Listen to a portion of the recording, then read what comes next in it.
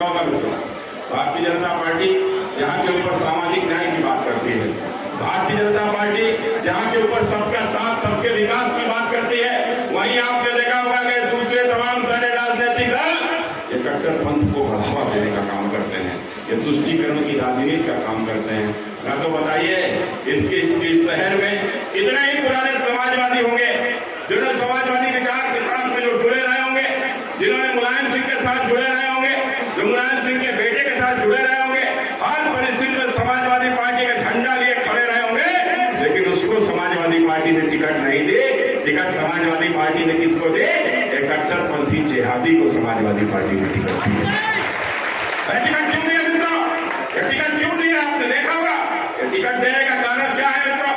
अब इसको भी मेरा एक भाई यहाँ से जब बोल रहा था तो मैं उसको सुन रहा था, क्या वो हमारा राजू पाल की जिक्र कर रहा था, और जब वो राहुल पाल जब राजू पाल की जिक्र कर रहा था, ये उसकी पीड़ा थी। ये उसकी पीड़ा क्यों थी? उसकी पीड़ा इसलिए थी, अभी कुछ दिन पहले आपने देखा होगा कि एक अतीक अहमद और उसका भाई एक दुर्घटना में मारा गया। अब मारा गया, किसने मारा, क्यों मारा, कैसे मारा, वो तो जांच का विषय है। जांच हो रही है। जिन्होंने मारा 3 पकड़ गए, किसने मरवाया उनका जब संगवारी आएगी तो उनके ऊपर सरकार कार्रवाई करेगी। लेकिन उसके बाद आपने देखा होगा कैसे हरियाली आंसू बहाकर अपने से अदर हो रहे थे, अपने से अदर भी रो रहे थे, मायावती भी रो रही थी, और उसके बाद कांग्रेस भी रो रही थी। इस देश के तमाम सारे वामपंथी भी रो रहे थे। इस देश में तमाम सारे ऐसे भारतीय जनता पार्टी के विरोधी, हमारे विचार के विरोधी ऐसे सारे मीडिया के लोग भी रो रहे थे। और क्यों रो रहे थे? और वो इसलिए रहे थे कि अतीक अहमद मार दिया गया है। और इसलिए क्यों रो रहे थे? क्या अतीक अहमद क्या बहुत बड़ा कोई समाज सुधारक था क्या? अरे मरा तो क्यों मरा, कैसे मरा, वो तो बात की बात है।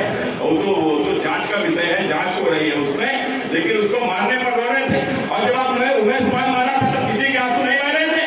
जब राजू पाल की हत्या कर दी गई थी तब किसी के आंसू नहीं बह रहे थे, जो कि निर्वाचित विधायक था वहां के ऊपर। और जो कृष्णानंद राय की मुख्तार अंसारी ने नेताएं हत्या करा दी थी, और हत्या ही नहीं करा दी थी, जिसके उसके हत्या कराने के बाद उसकी चोटी कटवाकर भी जेल में देखने के लिए मंगाई थी। तो मित्रों, जब यह सब हो रहा था तब इनके किसी के आंसू नहीं बह रहे थे।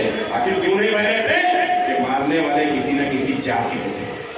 कोई पिछड़ी जाति का था, कोई अगली जाति का था, कोई अति पिछड़ा था, कोई निषाद समाज का था, कोई एससी समाज का था। और जब वो समाज की बात करते थे तो उनकी समाज की क्या हैसियत है? मित्रों, 2%, 3%, 4%, कोई समाज 1% है, कोई 8% है, कोई बहुत होगा तो 7-8% होगा। इसलिए उनकी तरफ कोई देखता ही नहीं था। और मारने वाले की जाति यदि 20% है, 22% है, और भले ही कितना बड़ा अपराधी हो उसके साथ लोग खड़े हो जाते थे। यही सब तो होता था, यही सब तो हो रहा था। इसीलिए दंगे होते थे, इसीलिए हमारे मंदिरों से लाउड स्पीकर उतरा दिए जाते थे, इसीलिए हमारे कांवरियों की यात्रा के ऊपर हमले होते थे।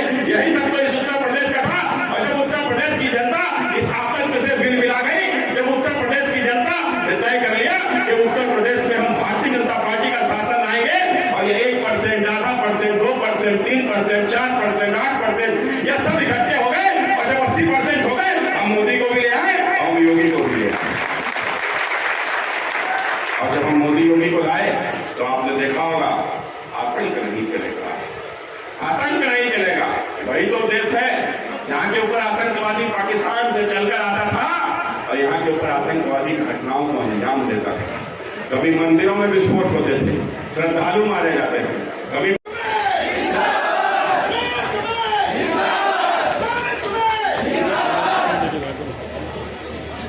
मंच पर मंचासी